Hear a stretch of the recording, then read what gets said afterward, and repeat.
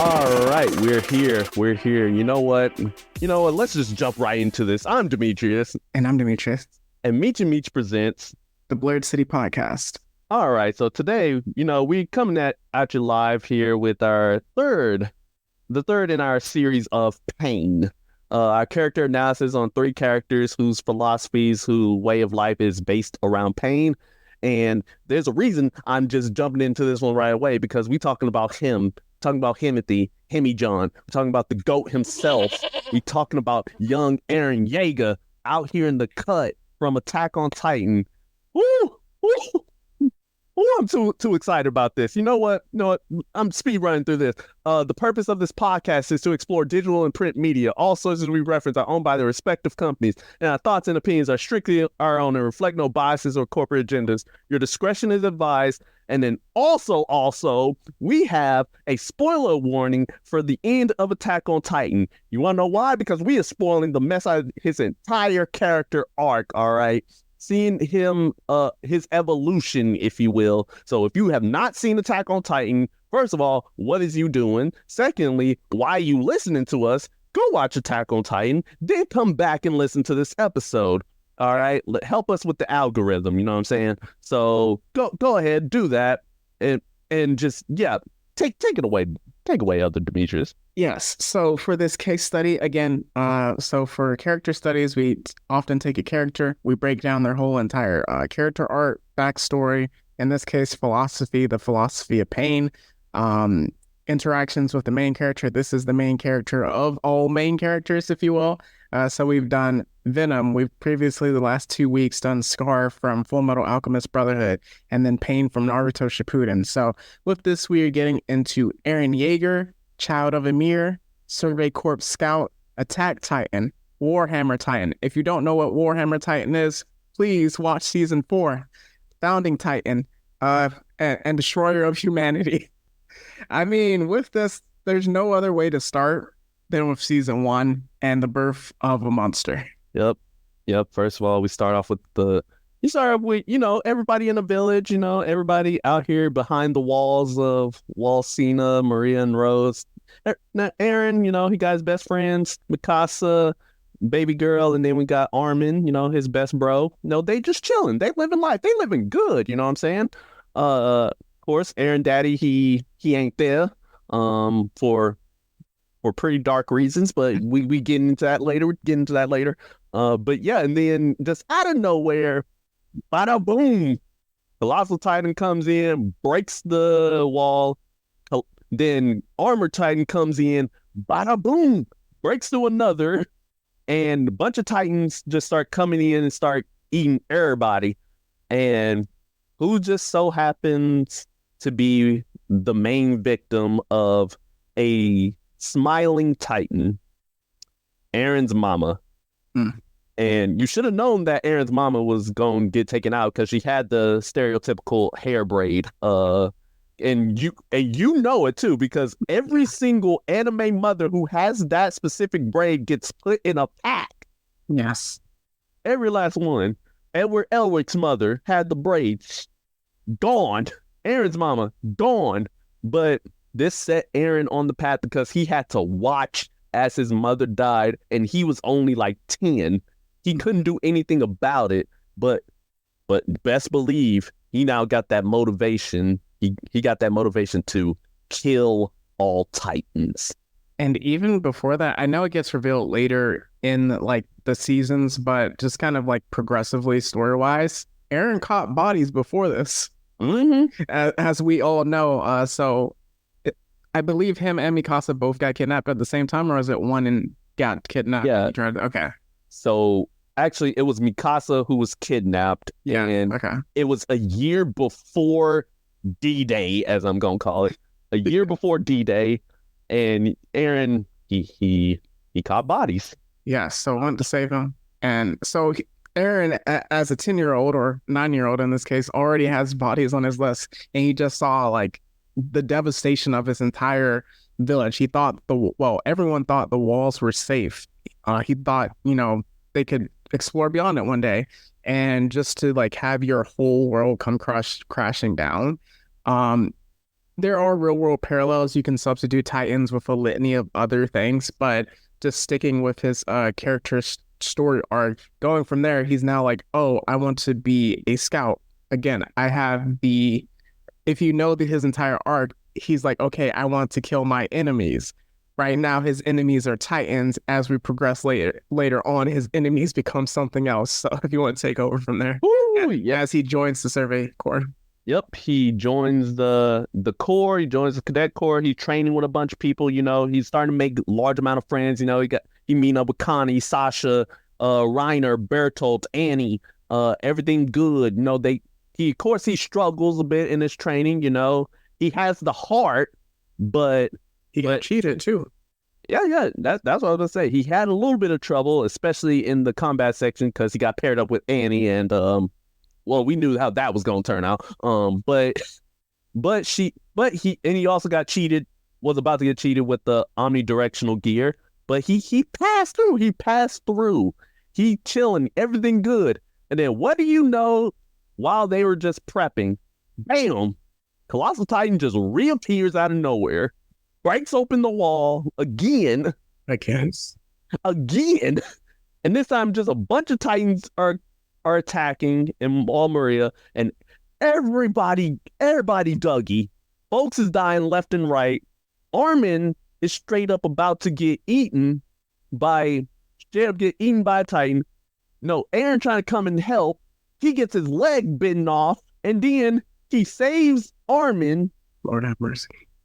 Telling him to live, and then he gets eaten too. But the thing is, before even getting to that part, I believe this is the scene where he jumps in and he's the first one to go after the Colossal Titan. Oh, yeah, definitely. Like, again, Colossal Titan, huge, the hugest Titan you could ever see, and Eren is saying, run me my fave this is for my moms. And he went after him too. I mean, obviously, as we know, the Colossal Titan is way too hard to cut into, but yeah, like you mentioned, when he saved Armin and then got eaten, this is episode 7. So this is kind of when, like, obviously episode 1 is Devastation. So and again, this is before anime is like super popular. So when we jump into it and we get to episode 7, it's like, yo, I thought he was the main character. What is happening? And you can see just like the devastation of Armin. Mikasa just gives up on the trying to live. And then all of a sudden we see a Titan being different from all the other Titans. Yep, because after 2 episodes of not seeing Eren, you just see a black-haired Titan just lay them hands, put them paws on other Titans, and everyone's just like, "Hey, yo, what's with that Titan?" It's like, and they're like, "We don't know. He's killing other Titans. Let's just use them to their advantage." And eventually, he tires out, and it's revealed that a Titan was Eren. Somehow he transformed into a Titan inside the belly of the other Titan, and all of a sudden everybody, like all of the higher ups, they're terrified of him now because like, hold on, you're a Titan. Like, are you like a sleeper agent, or are you like here to destroy us all from within? He's like, no, I'm just here to kill Titans. I don't know what else to tell you. I don't know how I got these powers, and of course later on we're going to get into how he got the powers, but essentially he tries convincing everybody like, hey, I can control these abilities. I don't feast on other humans. I'm not like the other Titans. I'm not feral, but I am feral against these Titans, you know what I'm saying? And then yes, as they say, as we learn later on, like when you're in your earlier Titan stages of turning, you kind of can't control it as well. Yep. So essentially, like, and then our goat Levi comes in.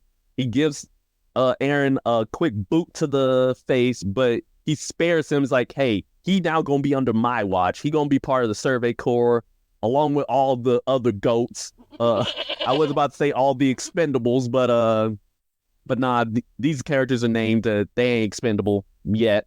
But yeah, I also I also like the scene where they're like, oh no, we about to kill you right now, and they shot the cannons, and then you protected Mikasa and Armin.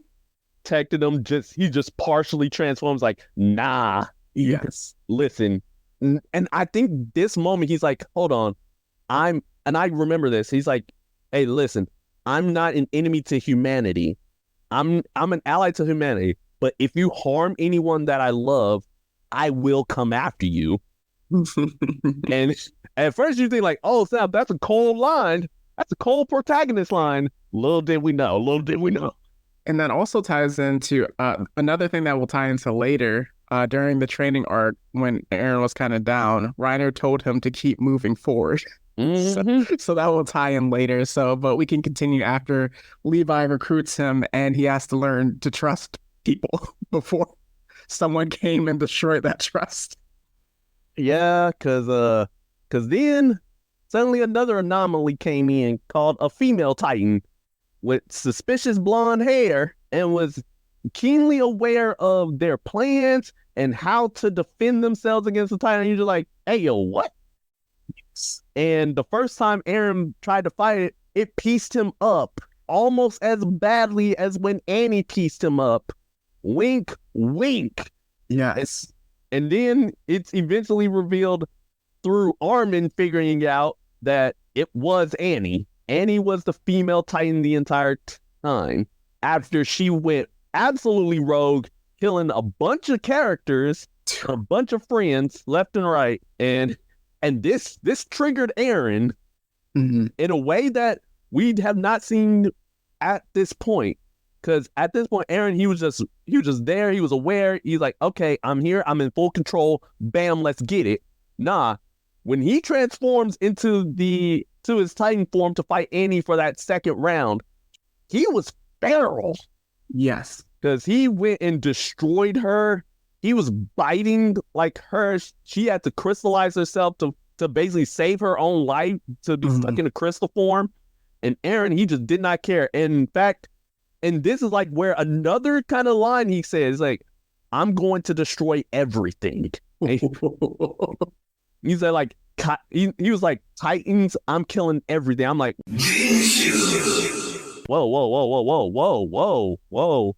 That should have been our other red flag alert. Rumbling. It was rumbling and it's about to be the humbling. But yeah, so essentially, this is the end of season 1. Like he fights Annie, nearly kills her, and then like he returns back to everybody, and then he finds out like, oh, what's that in the wall? And then you see that in the walls are Titans, and that's how season 1 ends. That was a crazy ending. Just one other thing is that during season 1 there was a plan to seal the Tross Gate with that. So the whole, like, when they first learn that he's a Titan, how to utilize that to seal the gates. And then again, it's crazy because again, he's been through a lot, but then when once like Levi is like, hey, we got this, trust in your senpais, believe in us, you don't have to take on the responsibility of saving everyone on your own, which is really important later on.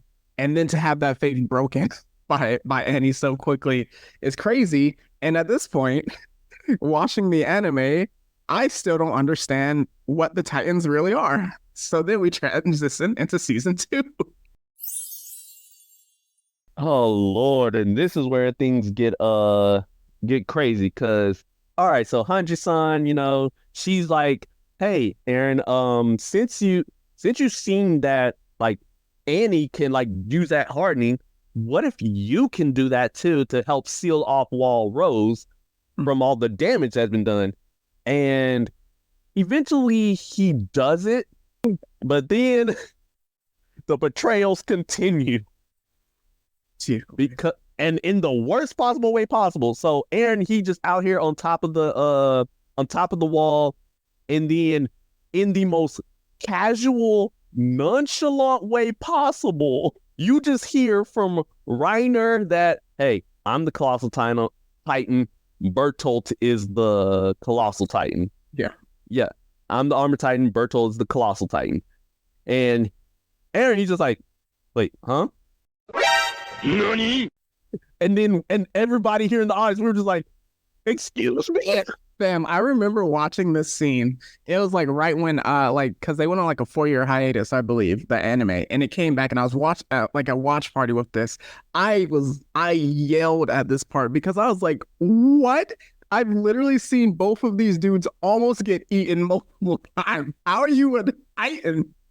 But the worst part is that, and this is how you know Isayama a goat, is that you rewind back to those scenes and you start seeing like moments where it looks like Bertolt and Reiner, they about to bite their hands to transform. You're just like, whoa, so they was about to go active immediately. Oh but my gosh. Speaking of getting active immediately, I love this fight. Firstly, Mikasa just says, kill, and just immediately goes for the kill. They both transform, and then in an awesome moment, as Eren is falling, he's just like, and he's crying because he's like, he's processing that his two friends are traitors too, and he still probably hasn't gotten over Annie yet. So that's 3 of his crew that are straight Titans, and he's like, you transforms and gets to boxing. Yes, and the thing is, it's like it's not even that they were just Titans. Like the Annie one is like, okay, yes, you betrayed us. Bertold and Reiner are the ones directly responsible for essentially directly responsible for his mom getting eaten and his world falling apart. So I mean, just for that, and then that fight scene, him taking Annie's like techniques and being able to fight Reiner. I don't know how Reiner survived this series. I have no idea how he's you know good and well why. He's the armor Titan. The plot armor? Yes, he is the plot armor Titan. All right. So yeah, I was gonna say, so essentially at this point, like they throwing hands, but then Bertolt just captures our boy, and then and basically like they kidnap Eren and Emir, I believe, at this time. Yes, and Emir, who we don't know what her Titan is, but it turns out it's the Jaw Titan, I believe. Yep. So yeah, and then basically just trying to like explain themselves, like, hey, I was like, hey, we know you're Titans, and like we don't know like how you got these abilities, but we know about this thing called the Founding Titan, and it might be you. We don't know. Mm-hmm. And all the while, like Eren, like how they kept him like active is that they keep cutting off his arms, which led to one funny moment where Eren, he just broke free and just started beating up Reiner with the nubs. Oh. He said, like, even though I don't have these arms, these hands are still free. These hands are still free. But yeah, so eventually Eren, he gets rescued by Erwin and everybody, and then we find a specific moment where Eren is out in a field with Mikasa. He can't transform because he's like all tired out, and the Smiling Titan pulls up, the same one that killed his mama. Mm-hmm. And Eren, he just filled with hate right now, and he's just like, listen, I'm gonna try to protect Mikasa because Mikasa out right now. Yep. And he just throws a regular punch. Like, if I'm gonna go out, I'm gonna go out swinging. Mm-hmm.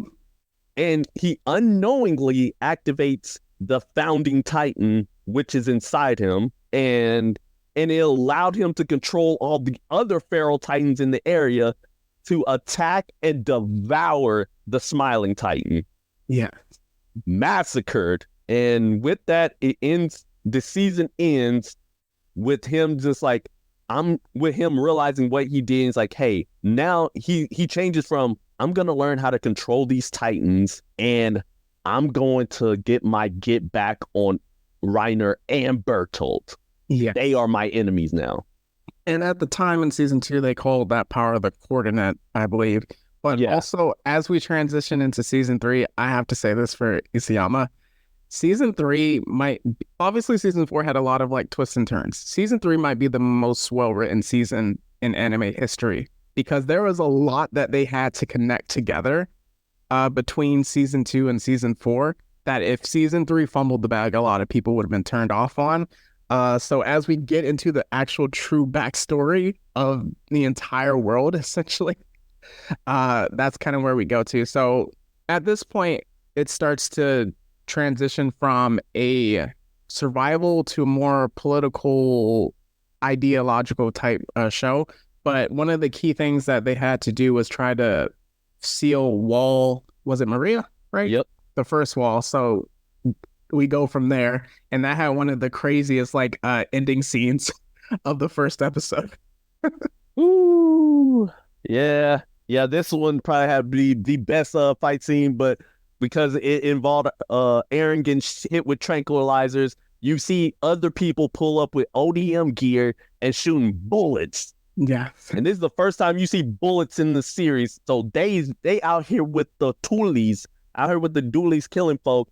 And then in comes our goat Levi, saying like, I am here to run the smoke with anybody who my enemy. But unfortunately, this is not a Levi episode. If you want to see more, if you want to hear us talk about Levi, then go ahead, let us know. Give us a comment like, hey, I want to see a Levi episode. Then we'll do it. We'll do it expeditiously. But in any case, like Eren is kidnapped, and he wakes up in a crystal cavern, and he's gagged up. But then he's like, hold on, I feel like I've been here before. And he's just like, at first you pay no mind to it, and then the rest of the series happened, and you're just like, Isayama, you the goat. Yeah, so Rod Reese, I believe. Yes, Rod Reese kidnaps him, and also kidnaps Krista, whose real name is Historia, and it turns out that she's part of the royal family who are able to like use the full power of the Titans alongside Rod Reese, who I think's her dad, if I remember correct. Yeah. So it's her dad, and they realize like, hold on, the power of the founding Titan, the Titan who's able to control all the other Titans is Eren. Mm-hmm. So Historia, we need you to transform to a Titan, eat him, and then you'll have the founding Titan powers, and it'll be back in our family, and we can like write everything, and we'll be able to control everything. All right, but neither of them believe it, and they're like, all right, then we're just gonna touch you. Pause. All the way pause on that. But yeah, Historia, just touch Eren's back, and then you'll see. Because it turns out, like, if you have the royal blood is what's needed to activate the founding Titan's power. Yep. So she just touches his back, and then bam, he get like a bunch of memories. The primary one being that he ate his dad. Yes, which was a definite turn, because one of the key things throughout the entire season, throughout the entire first 2.5 seasons of the show, was to get to the basement. That was the only thing he remembered about his absentee daddy for the longest time, and it follows up later, but yes. And then also, one question I did have, maybe it's explained, I don't really recall, how come you think he didn't see his future then, like when he saw it at the end of season 3, when he like made the face? Oh, so like why he didn't see everything just then? Yeah. Who knows? Probably because he was unaware. Maybe it's just the fact that he's just like, maybe he did see, but like he's so focused on like his dad at the moment that like it just goes right to his memories. Or maybe it's because of the fact his dad had the founding Titan abilities, so so pretty much it goes like backwards. So it started with him, and maybe it just be like the amount of time that Historia touched Eren. You don't know. Yes. So one thing with this is relatively important. I hope I explained it correctly. But with the entire founding Titan and then why they're on parity, I believe it's explained here. Is it a little bit later? It starts here, and then you get more of it towards the end. Okay, so just light expression. Carl Fritz, we'll talk about Marley in season 4 part of it, but Carl Fritz essentially swore off war, and he was a part of the royal family. He had the founding Titan, caused everyone to go to Parody Island, and he erased their memories, which ties into Rod Reese being like, hey, Historia, if you eat Eren, we gain the founding Titan back into our bloodline, which Eren's dad did on his own volition. Yep, he sure did on his own volition. Which is why we believe he's a villain. He is the villain. What you mean? It's all about Eren versus his dad. Yeah. So yeah, you can go from there. All right, so essentially, basically, at the end of it, we're speed running through this. Is that like Eren, he breaks free, but he doesn't want to like transform into a Titan because of the fact like he remembers what his dad did, and he actually just wants to die. But then he gets motivated by the crew again, and he's like, "Hold on, everybody's going to die if I don't do something." Boom, transforms. He transforms into his Titan form. He managed to fully get the hardening / armor abilities like in deck, and Rod ends up becoming a colossal Titan. The Worm Titan. Oh yeah. He becomes just the ugly Titan. I'm gonna call it that. Disgusting. He's the ugly Titan because just good heavens. But yeah, so essentially like he had to die, so he gets taken out, and eventually like Eren and them, they're like, all right, what's our new game plan now? Because we don't know what to do. But so Historia is now the new queen, and she's like in charge now. But then we still have some loose ends. Yes. So what's the order of this part? I believe it's Wall Maria, then the basement, right? Yes. So we can talk about somebody getting... Absolutely. All right. If you want to take away. So with that, the plan again is to, now that Eren learns his hardening technique, is for him to plug Wall Maria, which is the first wall taken out by Bertolt, the Colossal Titan. So he's going to use this hardening to find that, and then if they can do that, they protect the inner all three walls now, and then explore outside of it. So with that mission, they also run into the Beast Titan, which leads to one of the greatest speeches of all times and one of the most, a lot of messed up deaths. This season, this battle was wild. So I don't think we learn who Zeke is at this time, right? No, not yet. Okay, so with that, we still know that the Beast Titan is an absolute problem because he was one of the first Titans that like could actually talk, clearly, and that seemed terrified me. 100%, because you're just like, hold on, who is this? And then remember in the intro, no, it was the outros. The outros showed just a bunch of animals, and like from the very beginning, we're just like, what in the world is that all about? And then you see this colossal, this behemoth, and you're just like, hold on. And he's called the Beast Titan. Mm-hmm. What you on about? What you on about? So with that, Bertold and Reiner again are maybe not necessarily aware of the plans, but they are ops in this situation. And so with that, Eren is kind of like, oh, I have to get to the wall, but Bertold takes him out, and in this scene, and they have a plan for him, but unfortunately involves Armin being turned into a barbecue, quite literally. Yeah, he became he became a roast beef. He became a roasted pack. But hey, Bertold got taken out. And this is where I kind of mentioned like one of the craziest, and because I believe it was like it started getting weird where they started splitting the seasons, but it was like season 3, part 2, the end of the first episode, it showed Mikasa about to go one-on-one with Levi, and you were like, what is happening right now? But essentially, after Erwin makes his brave sacrifice to give Levi the opportunity to take out the Beast Titan, all of them are presented with a choice. So Armin is barely alive, but also Commander Erwin.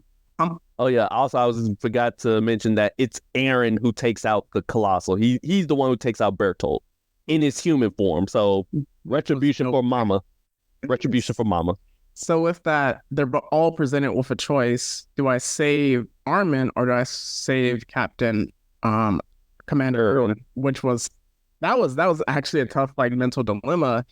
Ultimately, if you're still listening to this podcast, you know what happened and who they chose. But I mean, they were really about to go one-on-one with Levi. And I think here we can kind of talk about the friendships that Eren built with Mikasa and also Armin. Yeah, like they are literally like they are the three. I was about to say the Three Stooges, the Three Musketeers. They are the trio. They are like tight knit because they've been with each other since the beginning. Because like again, Armin, he's the smart one. He's the one who smart one, but also has the heart. Eren, he's just out here. He's just the murderer, and then Mikasa is the demon. The passionate one, or like the energy of the group, the ringleader, if you will. Nah, he is straight up he's the murder hobo of the group. What you mean? Did you not remember him catching bodies for Mikasa? I'm aware. I'm fully aware. So, like, we get flashbacks throughout, just them going through their training arcs, and this ties into the ending of the show ultimately on how important those two were in understanding and believing in Eren. So, with that, again, they ultimately choose Armin. Then, now that they've closed Wall Maria, they're able to go into the explore outside of the walls, and then they finally find the basement, which is like, this is where everything took a turn. And I'm not gonna lie, season 3 is kind of confusing when you first watch it, and then when you get into season 4, you're like, oh, this makes so much sense. So we get a kind of a flashback of, oh man, I can't remember the Attack Titan before Grisha. I forgot his name. But there's a part where he calls out Armin and Mikasa. He's like, save Armin and Mikasa, and that was at like the end of the episode. You're just like, yes, the heck. And it's a flashback. So they explain it in season 4, so we don't necessarily have to just say it, but it again shows the camaraderie and how important those two are in Eren's life. And then also we turns out, yeah, go ahead. I was about to talk about the rose, but yeah. Oh no, I was going to talk about the identity of the Smiling Titan. Yeah. So we were on the same page. Yep, where it's revealed that Smiling Titan, the one who ate Eren's mama, the one who got devoured by a bunch of Titans, was actually Grisha, aka Eren's father's first wife. Crazy. And also, it was revealed at this moment that she also gave birth to a son. Yes. And I don't believe like we know exactly like who. No. Yeah, we do know. I think it's hinted at. Yeah. Yeah, they straight up say it, yeah. Yeah, they straight up say like that the child that she bore was Zeke. Because he betrayed his dad ultimately, yeah. Yeah, so literally turns out, so in other words, Eren's mama got taken out by Grisha's side chick. That's crazy. That's crazy. That wasn't the side chick, the mom was the side. Hey. To Eren, she was the side piece. The old chick. Yep, but also Eren gets all of his dad's memories. And what were you gonna say about him? I was just gonna say that Dina Fritz is of the royal family. So when he punched her, and like you mentioned, and they connected, that was how he was able to access the coordinate or the founding Titan's power. Which again, season 2 into season 3, excellent writing, and then how that ties into the whole Zeke connection going into season 4. So I believe after that, yeah, they get into just the award ceremony for closing the wall, and then also completing the mission of finding the basement. And then, yes, there's another serum within it. And then the part where it's really confusing until you get to season 4. So at it, he holds Historia's hand and kisses it, and you just see a look of pure shock, terror, like he completely completely changes at this moment. And nobody knows what he just saw. Yep. And also it's revealed in the basement that there is an outside world, that there is another another location, which ties into the finale where everyone's standing on the beach. They're looking at water for the first time, and then you just cut over to Eren just looking disheveled, pointing a finger out at the sea, and he's like, I wonder, are all of our enemies over there? And then they're like, perhaps. And he's like, gonna kill them. We gonna kill them all. If I kill all my enemies, will I be free? Well, I kill all my enemies, I will be free. Man. So then we get to season 4, where man spun the block. Oh no, he didn't just spin the block. He spun the block. He made it double. he came back with a pure vengeance that needs to be studied. All right. So again, this is just a character study. So there's a lot that goes into season 4 before we see Eren and then figure out who he is in the early initial stages of it. But essentially, a lot happened in the background where there was I forgot, but undercover covert operation. That's what I'm looking for. Where they went into Marley, took a boat, and they were just living life. No one knew who they were, because at this time everyone understood that Paradise Island is still isolated. They can't get contact. So this is where the King Fritz ties into it, where and we also learned but Coral Fritz aided the rise of Marley and then the fall of Eldia, because at this time the Eldians were way too strong of an empire. He saw how like dangerous the Titans were, and he just wanted to like consolidate that power, but there's no way he could do it with the nobles at the time, because they would obviously, if you're the most powerful entity in the world, you're not going to be like, hey, let's get weaker. And this kind of ties in, again, since we're talking about the philosophy of pain, they gave their enemies like the opportunity to overcome them. And this is leading to the conditions which led to the rumbling, essentially, even though he wanted peace, which is crazy. Didn't want peace at this point. Well, I'm talking about Fritz. I'm talking about Carl Fritz, not. I was about to say, this man. No. This man did not come for peace, but yeah, that's definitely true there, and yeah, you do learn a lot about that scenario. But yeah, there's so much that happened in the background, so much that happens and is revealed in flashback. But back in the present, nah. So first of all. So it basically, the first few episodes of the season, it's basically a reverse of season 1. So It's following all of the Marleyans. It's following I was about to say Z. It's following Reiner. Actually, Z does appear, but he is. Yeah, he's one of the main people. He follows the cart titan, baby girl. Pete, and then Flock. Not Flock. Falco, and then Ace Gabby. And then the somehow still living person. But I want to touch on that once we finish the character study on like the reversal of it all. But yeah. So, and then we see like how radical Gabby is about the devils of paradise and everything. So you see like the brainwashing of everything, which is crazy. Again, the philosophy of pain. She's an Eldian. All of the special titans who are called warriors are Eldians, and the Eldians are almost less than second-class citizens, to be honest with you, because in the flashback we see that his dad's sister, or we can just say Eren's aunt, was killed by dogs just for just be existing, essentially.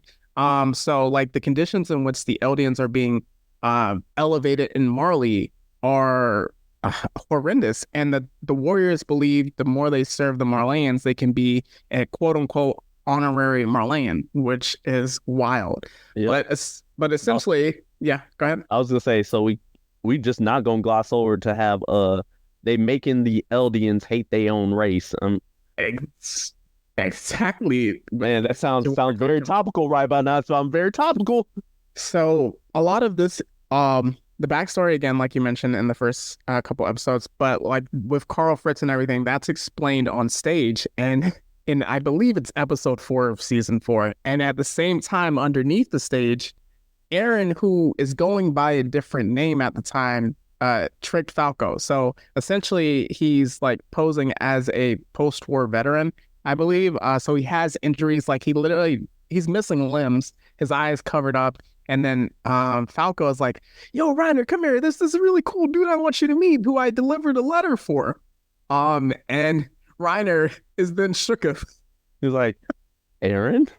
He's like, what up, Reiner? You thought I wouldn't spin back? Yes. But this conversation is actually really fascinating, because it's basically like the two of them, they're just having a conversation about their ideologies, their philosophy, and just how very similar they are, because Eren's been in Marty for a good minute, and he learning everything about like their culture and like how Marleyans are basically, you know, brainwashing the Eldians to hate their own peoples. And he's just like, And then overhead, they're listening into a certain declaration by Mr. Ty Wilbur. Yes. And then he's just like, all while up there, they're like, you know what? Let's declare war on the devils of paradise. Let's make them the world's enemy. And it's like, and then Reiner's just on his knees. I got down on my knees. He's like, listen, I know I messed up. I messed up a lot. And then Eren's just like, listen, it's okay. It's okay. Okay, come on, get up. Let me hold your hand real quick. It's all right, because if I was in your situation, remember, we're the same. We have to move forward. Yes. And destroy all our enemies. Oh my gosh, this was one of the wildest just turns in anime history. So he straight up eats Ty Wilbur. Yep. A literal reverse of what happened. Eren, the one that pulled up in Titan form to murk everybody. That's the least of the egregious part. Like the part where he jumped into the stands and took out the people. Yes. Boom. Punches left and right. People died. People getting eaten left and right. Folks is unprepared. Folks is in shambles. You've seen people die on the, like, while they're running. One of the main girls, who was like with Gabby and Falco, crushed to death by rocks. People is getting folded left and right. And then here's some more egregiousness that happens. All right, so the servant of Wilbur turns out to be the Warhammer Titan. And she transforms. But mid-transformation, you just see a fist. We not doing that around here. On her face. He's like, nah, we do not let people transform around here. He breaking the anime rules. Oh my God. Eren Yeager is him. So this is probably one of the top 101 fights. I mean, I feel like for 101 fights, it would either be one of the Reiner fights or this with the Warhammer, because it was like so intense. And then there was also jumping involved. So Eren was initially getting pieced up by the Warhammer because the Warhammer is able to use the crystallization much more effectively than almost every other Titan with that. And then also the Warhammer Titan doesn't exist within itself, that we find out. So Eren is able to find out where the Warhammer Titan is, and he can't crush it by itself. So in terms of another violation that he committed, he took the Jaw Titan and put the crystal that the Warhammer Titan was in and used it as a nutcracker. Just a pure demon. And then all the while, like, of course, all the Survey Corps, his people's pulled up, murking folks left and right, nobody making it except for our cool character. Oh nah, Armin's pull up is absolutely is a bombshell if you catch my drift. Yeah. Boom. But yeah, so after the entire violation took place, all of Marley in shambles, and then Eren basically gets arrested by Levi because, like, listen, we spent a lot of resources coming to get you, and it wasn't the plan for them, at least. Exactly. It's like they were trying to wait out and make a new plan, and Eren just goes and commits every single war crime in history. He not yet.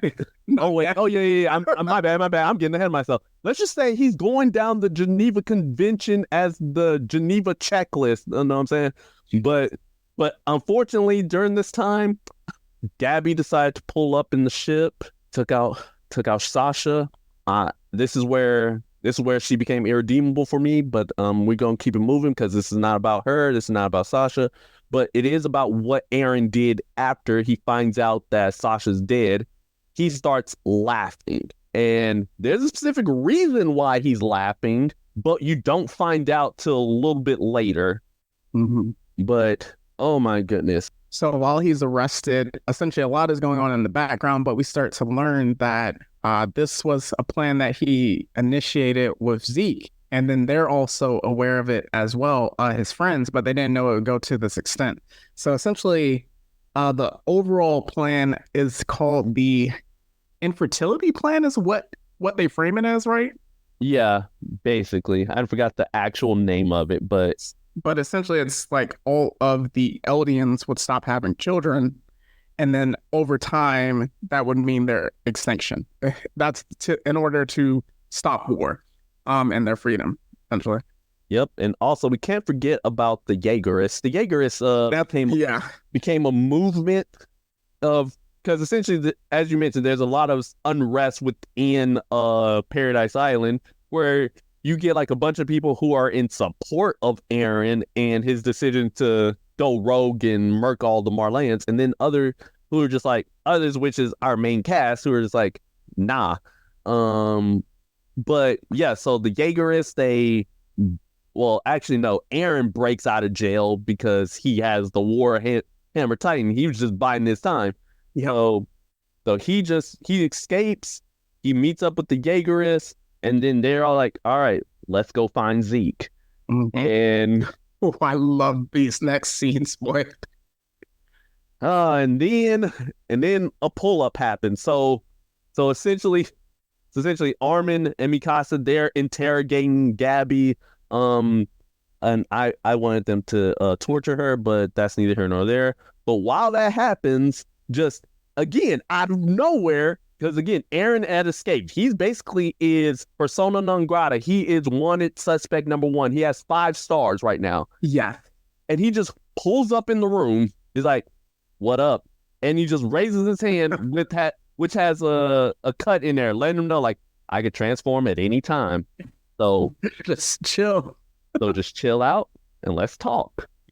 And he does, and he pulls off probably one of the greatest plans of all time, because he knows he can't beat Armin in an argument and he can't beat Mikasa in a fight. Lord have mercy. So what he does, he beats Mikasa in an argument and beats Armin in a fight. So essentially, like, he says like, hey, like Eren basically, he just taunts Armin's like, I know you've been visiting Annie. What you been doing? You know, you getting your pleasures together out there talking with her. And then like when Mikasa's like trying to defend her, he's like, nah, nah. I know you ain't talking, because it turns out with all the Ackermans, when they awaken, they have headaches. And it turns out these headaches are because of the fact y'all are subservient to your masters, and you'll do anything for us like the obedient slave you are. Jeez. And I hate people like you. Crushes Mikasa's spirits. Oh, yeah. And it's because of that Armin decides to do one of the biggest pull-ups, and he just jumps over the table, socks Eren right in the jaw, and Eren just delicious. Violated his man. Yeah, he violated him. He's beating the mess out. It's like, you want to know why in the world we never fought? Because I would beat yo face in, boy. And then he just throws it to the table. He's like, Mikasa, hold down Armin. And she does, before realizing what she was doing. It's like, yeah, what I thought. Oh my gosh. My goodness. So with that, it gets into, I believe, Pete tries to recruit him, and she's trying to trick him, essentially. She's like, oh, I believe in your cause. And then he is standing on top of the garrison. Attacks happen. This is one of the bestest, like, chaotic scenes happening over the next course of the episodes. I can't remember if it was, like, the end of part 1 at this part, but chaotic part of the episodes, essentially, like, the goal he had to reach is Zeke. And if they touch, then they're able to, because Zeke, again, he's the daughter of Dina Fritz, meaning he has the royal blood in him. You need the royal blood to activate the Founding Titan powers. So a lot of fights happen, a lot of jumpings happen, and as a lot of violations happen. Yes, and as the opportunity to touch each other happens, Eren gets sniped. With one of the cleanest snipes I've ever seen in anime. He literally gets his head blown off by Gabby, the number 1 shooter in anime history. But Zeke is able to catch it, and we get into one of the greatest twists and turns in anime history. This is one of the greatest days of anime that ever happened. I remember this day too. It was because it happened after the Demon Slayer episode. Yes, it was the same day that Demon Slayer had one of the best fights of all of their entire series, along with the greatest greatest plot twist in all series. All right, here we go. So when they touched, they end up in kind of what is it? The world tree? The coordinates, the world tree. I'm just gonna call it the world between worlds. Star Wars reference for y'all. So essentially they're in the other world, and Eren, he's like, okay, what are we doing here, Zeke? And Zeke, like, he's bound off, like, he's in chains, and then he sees Ymir, like, just the young girl who's Ymir Fritz, and we get into the backstory, we get into the history, if you will. Mm-hmm. And the history is that, Ymir, she got done dirty by her village people, and essentially the king hunted her down, and she ran afoul. She gets shot, nearly dies, but come across this centipede creature that bonds with her, and she becomes the first ever Titan. And then the king uses her powers to take over the entire world, take over the kingdom. But then she dies, saving the king's life. But that's not before the fact that they had children together. So they had the children eat the mom. And I believe, it was 3 children who eat the mom because their names were Maria, Rose, and Cena. Dude, when they said that, I was just like, this is too good. This is too good. Yep. And essentially, like, all that to say, like, she, like, even though she became deceased, she's still, like, subservient to the king and the entire royal bloodline.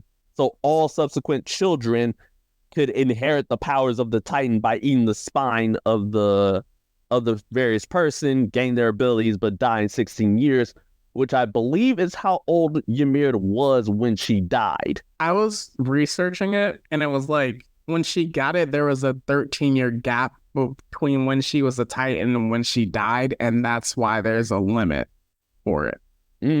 Okay. So it was the time frame of how long she was Titan. Yes. All right, cool. Which is crazy, too. And like you mentioned, the fact that she was serving to Fritz, this ties into Eren is not of royal blood.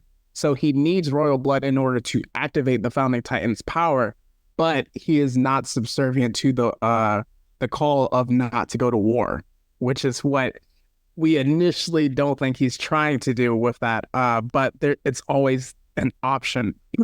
So with that, Zeke is taking him through a lot of memories, and you're starting to see that there's some interactions that are happening that don't seem right. Like with both of their dads kind of seemingly talking to Zeke in one moment, and you're like, how does he see him? And it's because we start to learn that the Attack Titan is able to transfer memories, not just from the past, but also to the future, which is insane to think about. So then we get the scene where it's like, oh, I'm going to show you, Eren, that our dad is evil. He took the Founding Titan power again of his own volition.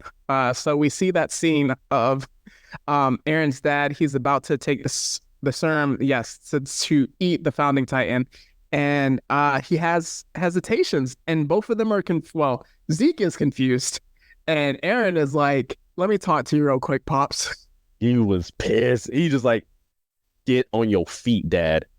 I know you did not forget what you came here to do, my boy.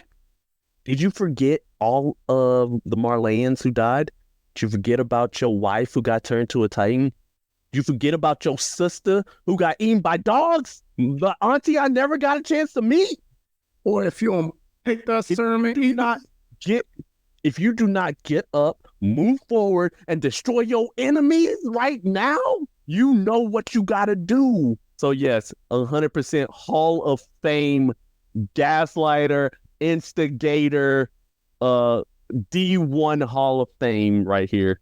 All right, and then from there, what happens is, like, we cut back, and Eren is still in chains, and he's looking at Zeke with just pure devastation. He's just like, oh, hey, we ain't at the part where I ate him.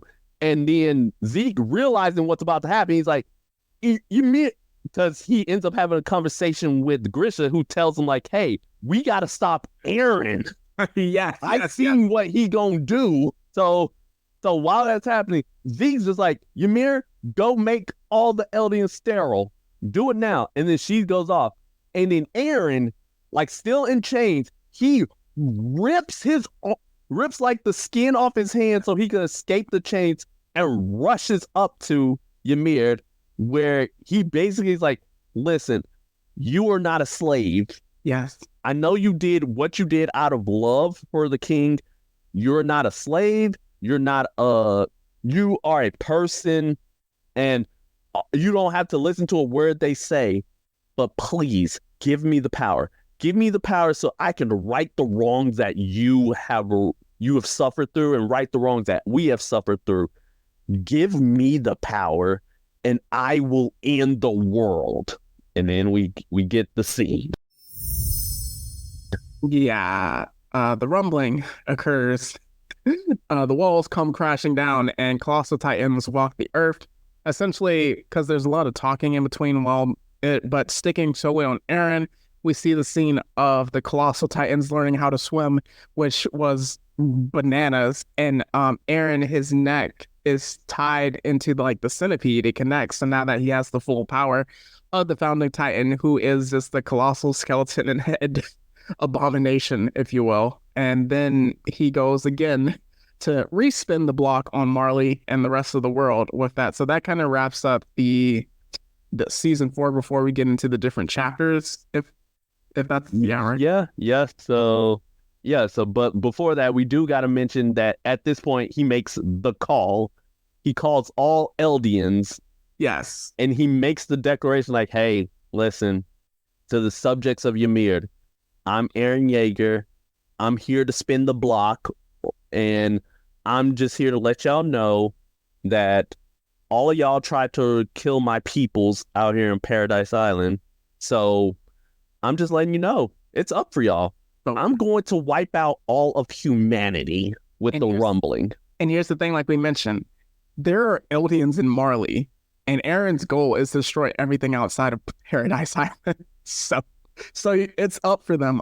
So essentially with the next 2 parts, it's the main cast and focus are essentially the supporting characters. But with Eren, just kind of moving forward to one scene, and it's when they're talking, Armin and Mikasa, Jean, Connie, and the rest of the crew, they're like, hey, Eren has the ability to stop us if he wanted to, because he can now clearly control all of the Eldians. He has the Founding Titan and the Royal Blood. We saw earlier that the Royal Blood could wipe all of our memories, so if he wanted to, he could do that. And Eren's like, I'm so glad you mentioned that, guys, because I'm listening in. And here's the thing. I'm going to keep moving forward. I'm granting you the freedom to keep moving forward. If you want to stop me, knock yourself out. I'd like to see you try. So that was scary, because it was like he was aware all the time.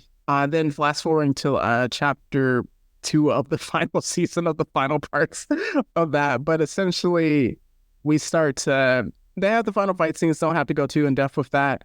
And then we start to see that Eren, he goes into battle with Armin. I'm literally going to the very end of it. Armin, Mikasa has to be the one to take him out. And we get a flashback of Eren this entire time. Well, first he talks to Armin, and he's just like, hey, I didn't know what to do. I was a slave to freedom my entire life, which is just a crazy thing to say, which is actually true.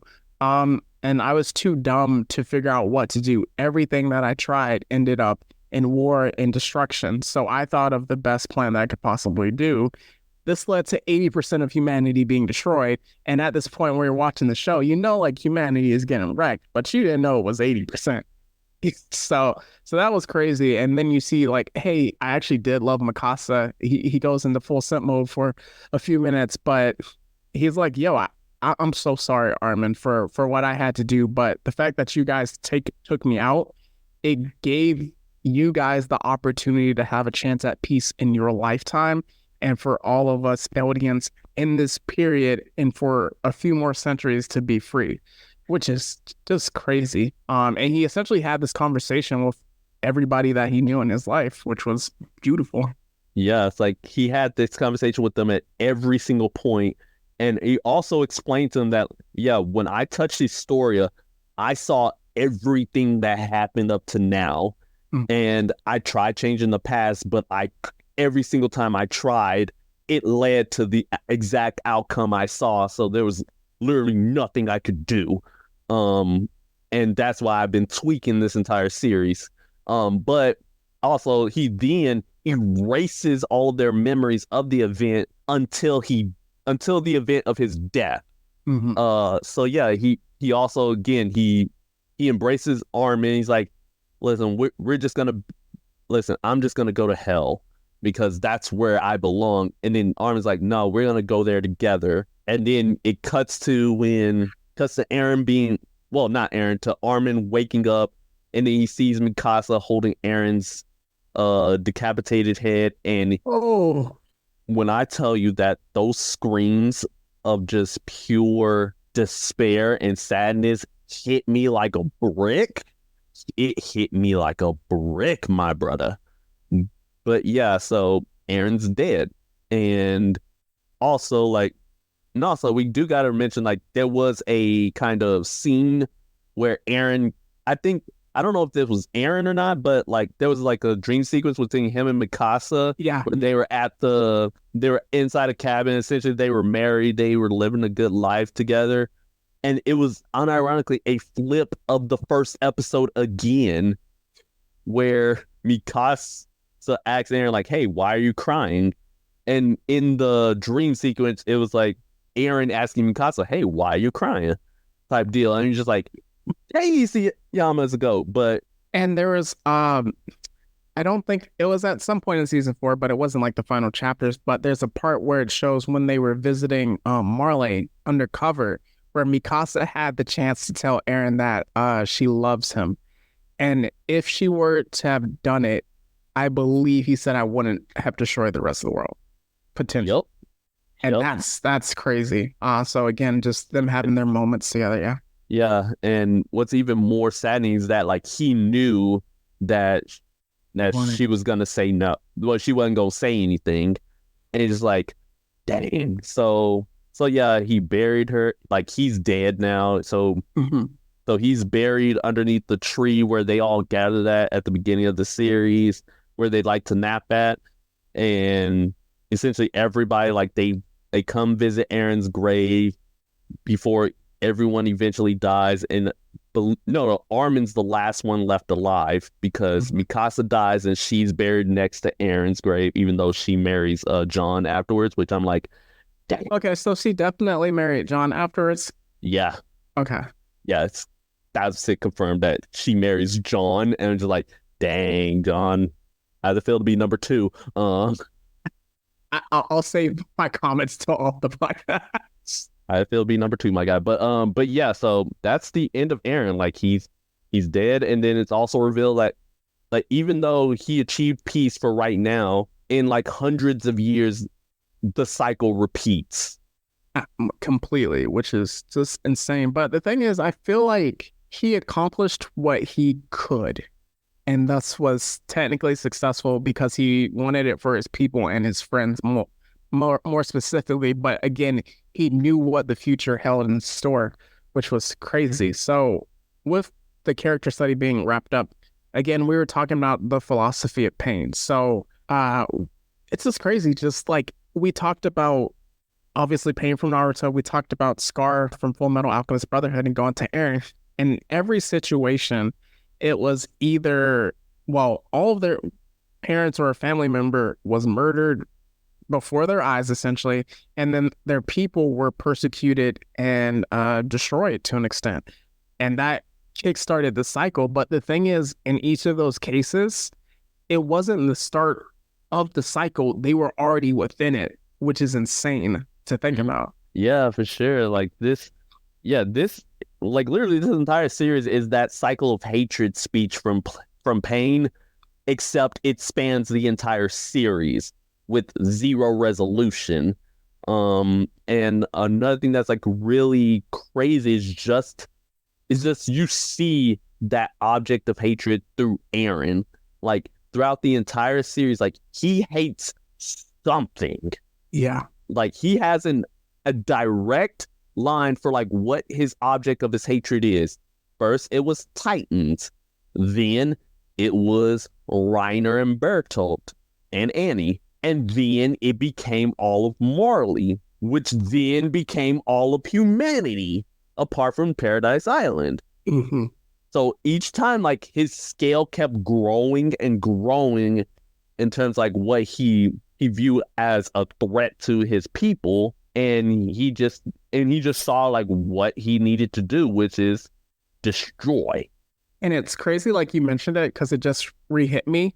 The initial plan, obviously there was one of the infertility thing where they couldn't have children, but like with the rumbling, all the rest of the walls dropping, we're just supposed to take out Marley. We don't need that many colossal / wall titans to take out this. And then it's like, oh, I'm trying to take out the rest of the world, it's crazy because he's trapped in it, like you mentioned. And even something that was a really big reveal at the end, he had to send Dina to kill his mom, which is wild because he had that control over her. Yeah, and because of the fact the Found Titan transcends all time and space, like he knew what he had to do, and he knew what path his past self had to go on. He had to experience some true pain, so he had to get his mom killed, which I was like, no. That was one of the most heartbreaking parts of the show, honestly. And then something I wanted to say, like, obviously you hate Gabby, but what in season 4 they flipped the story. Now, what if that was season 1 where the story is told in reverse from the Marleyan perspective? Gabby's just our Mikasa, and we're like, yo, we got to hit her on our squad.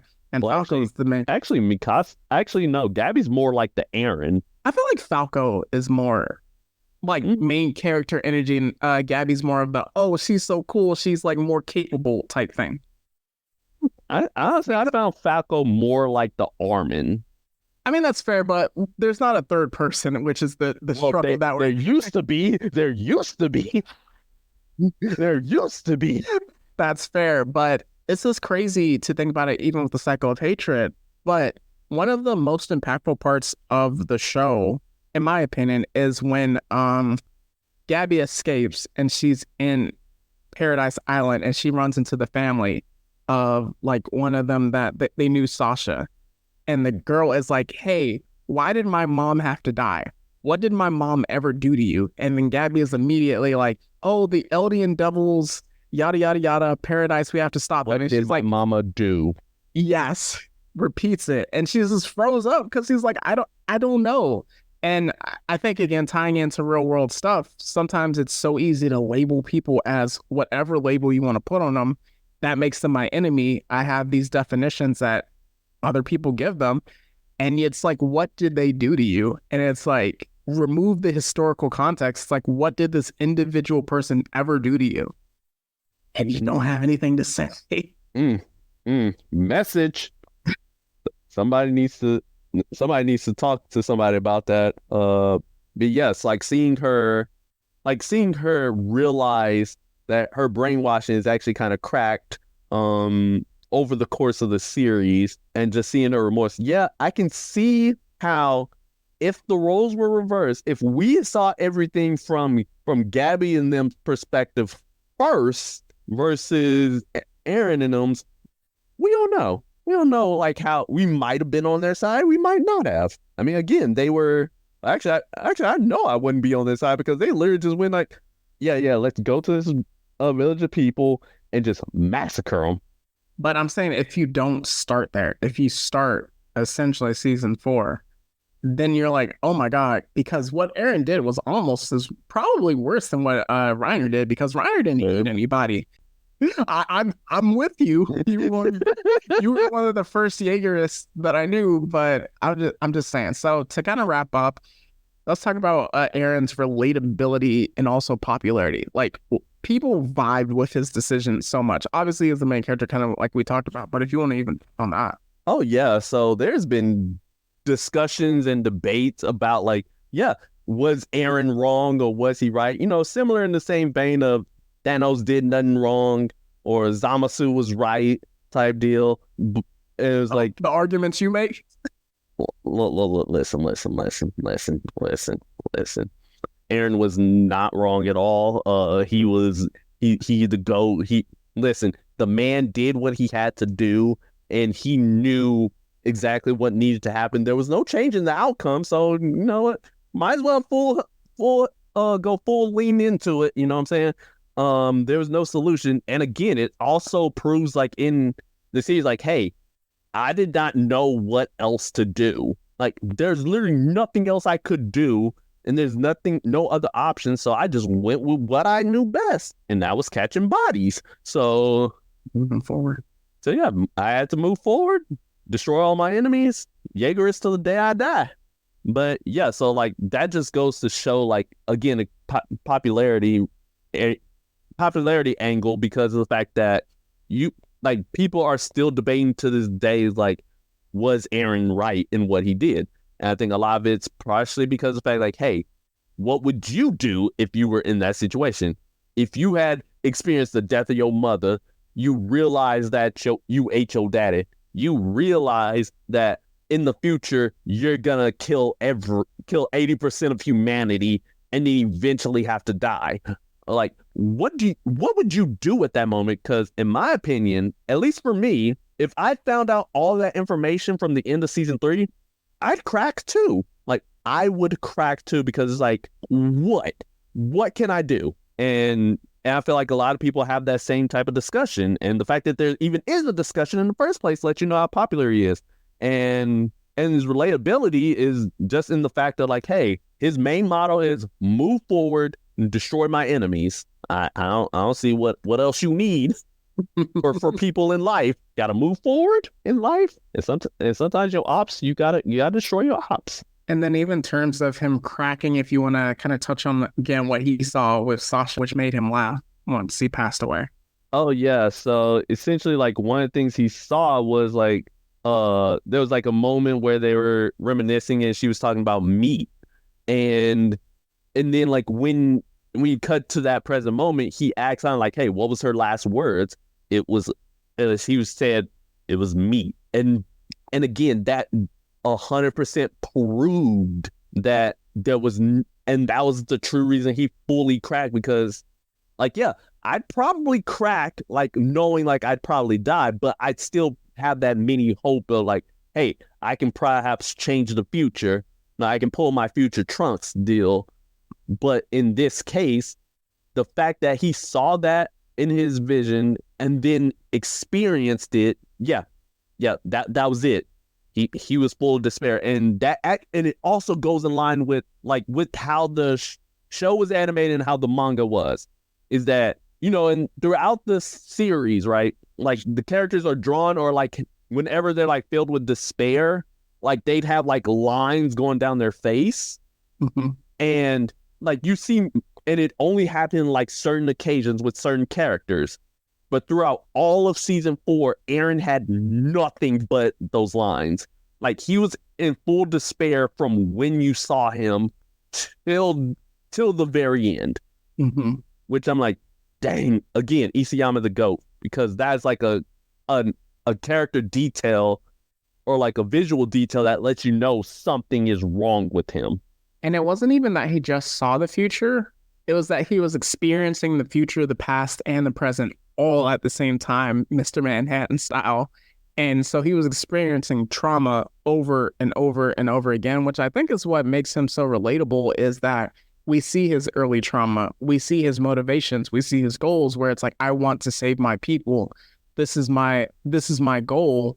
And him fighting for that. We see the betrayals along the way with people that he calls his friends. And then you see people are literally getting eaten in front of him, who are his comrades and family and people that he loves. And it's just like, man, that suffering, it changes you, which again, with our philosophy of pain, all the other 2 characters that we covered, some people can take that trauma, it changes them, but maybe they don't go that route, the rumbling route. But at the same time, for those that do, you can see, at least understand why.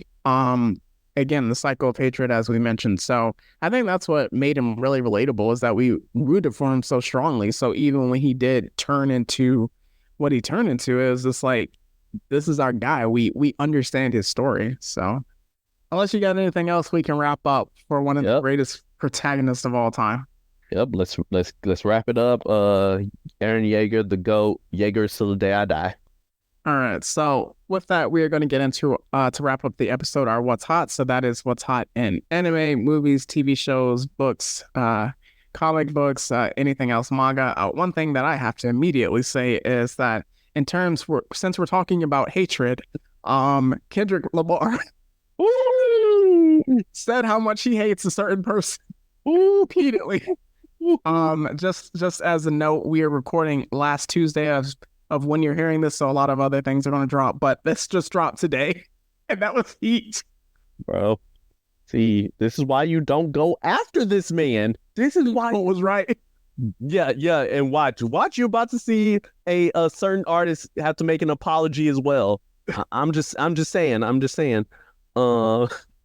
Good heavens! But also again, what dropped the same day, aka today, was a trailer for Dragon Ball Sparking Zero, a new trailer called The Masters and Students, where it's revealed that you get Beerus and Whis, not Tien, Yamcha, Krillin and Master Roshi, Kid Gohan and Piccolo, Adult Gohan and Videl.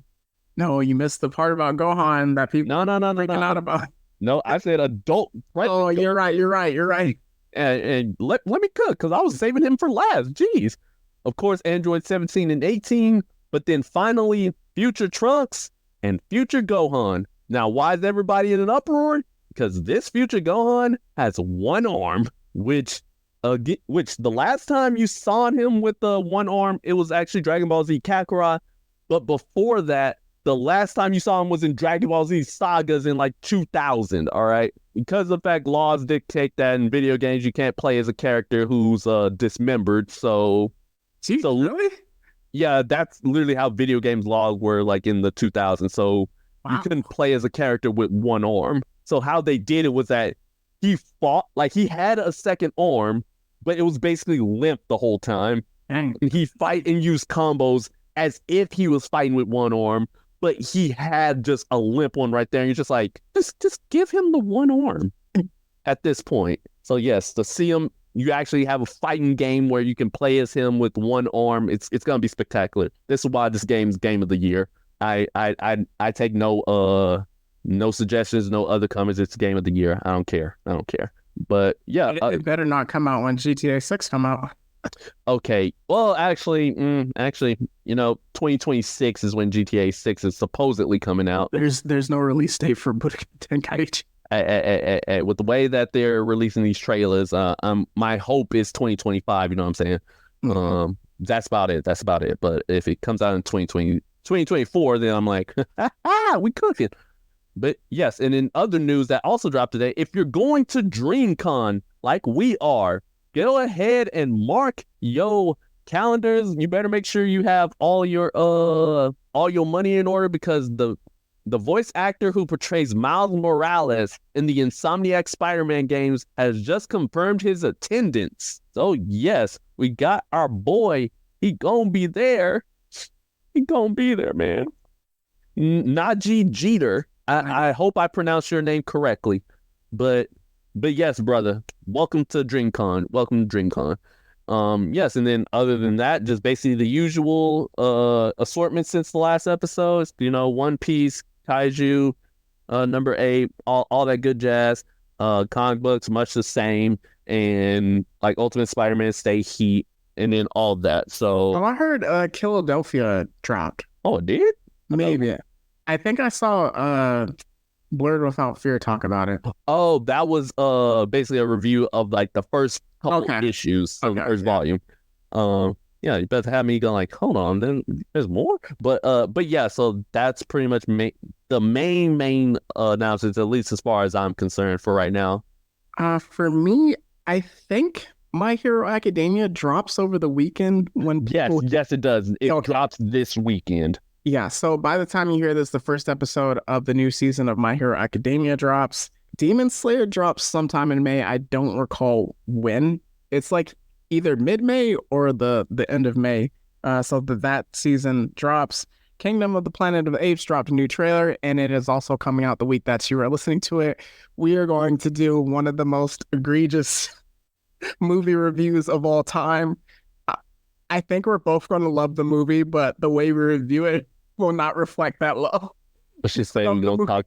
talk about them filthy monkeys. Those dirty apes. So then a K drama that I keep seeing reactors watch is Queen of Tears.